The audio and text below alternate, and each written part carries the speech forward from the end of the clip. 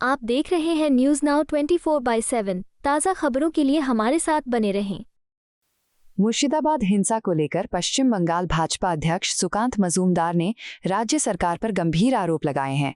उन्होंने कहा कि हिंसा की घटनाओं के बाद क्षेत्र की महिलाएं एक स्थायी बीएसएफ कैंप की मांग कर रही हैं ताकि सुरक्षा सुनिश्चित की जा सके।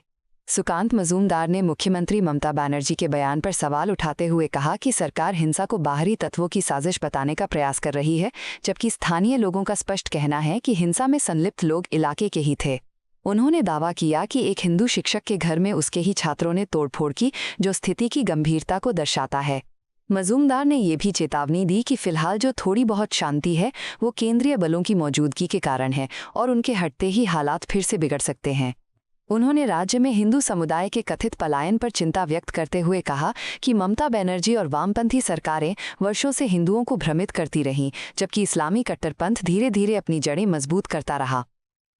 बीएसएफ की स्थायी कैंप की डिमांड वहां से महिला के द्वारा और बाकी लोगों के द्वारा किया जा रहा है, लेकिन हमें सबसे पहले समझना पड़ेगा पश्चिम बंगाल की सरकार हिंदुओं को सुरक्षा देने के लिए क्यों असमर्थ हुई। सिर्फ यही नहीं, ममता बनर्जी और उनकी पार्टी की तरफ से बार बार बोला गया कि बाहर वाले थे, बाहर के लोग थे। लोकल्स लोग बोल रहे कि नहीं, बाहर वाले नहीं थे, आजू बाजू के लोग थे। यहाँ तक कि एक शिक्षक का घर तोड़ा गया और वो शिक्षक बोल रहे उसमें कुछ उनके स्टूडेंट्स थे जिन्होंने शिक्षक का घर तोड़ा और हिंदू शिक्षक है इसलिए तोड़ा गया।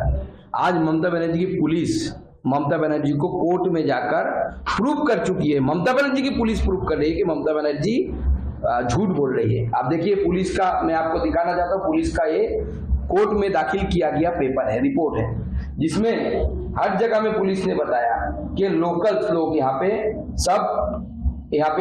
एकत्रित हुए थे। अगर इसमें देखेंगे, इसमें भी लगभग 2:30 को बोला जा रहा है at about 14:30 that is 2:30 hours a huge number of crowd about 4,000 to 5,000 local youth started। इसका मतलब जो लोकल लोग हैं उन्होंने दंगा किया। और ममता बनर्जी पहले दिन से बोलते आ रही है कि लोकल्स नहीं, बांग्लादेश के लोग थे, ये थे, वो थे। आज मेरा सवाल है, पुलिस का रिपोर्ट है तो पुलिस खुद बोल रही है कि ममता बनर्जी झूठी है। ममता बनर्जी ने फॉल्स स्टेटमेंट दिया था बीजेपी और बीएसएफ को बदनाम करने के लिए। ममता बनर्जी को क्षमा मांगनी चाहिए, स्पेशली बीजेपी से क्षमा मांगने की जरूरत नहीं है।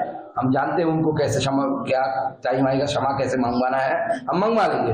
लेकिन भारत के पहला डिफेंस सिस्टम बीएसएफ, सबसे पहले जब आक्रमण होता है देश के ऊपर तो बीएसएफ सीने में गोली खाती है। कम से कम बीएसएफ से तो क्षमा मांगिए, नहीं तो लोग आपको आगे आने वाले समय में देश के लिए हितकर नहीं समझेगी, उल्टा आपको देशद्रोही के साथ आपको जगह लेना पड़ेगा।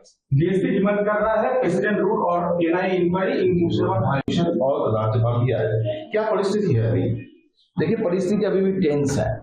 अभी पुलिस तो छोड़ दीजिए, सेंट्रल फोर्सेस है, इसलिए वहां पे शांति है। सेंट्रल फोर्सेस हट जाने के बाद फिर से अशांति होने की संभावना हो सकती है।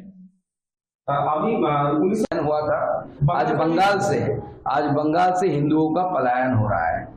ये दर्शाता है कि बंगाल के समाज को, हिंदू समाज को ममता बनर्जी ने और उससे पहले वामपंथियों ने मूर्ख बनाया, टाइम टू टाइम मूर्ख बनाया, और नीचे इस्लामिक रेडिकलाइजेशन चलता रहा। किसी ने हमें नहीं बताया, 34 ईयर्स सीपीएम राज किया है यहाँ पे, सीपीएम ने हमें नहीं बताया कि रेडिकलाइजेशन चलता आ रहा है। बुद्धदेव भट्टाचार्य जी ने एक बार गलती से बोल दिया था कि बंगाल में, स्पेशली मुर्शिदाबाद में जो मद्रासा है, खराजी मद्रासा जिसे बोला जाता है, नॉन गवर्नमेंट मद्रासा, वो मद्रासा में देश विरोधी काम हो रहे हैं। ऐसे तो नहीं बोला था एक चीफ मिनिस्टर साहब, उनको पार्टी ने बाध्य किया उसको रोल बैक करने के लिए।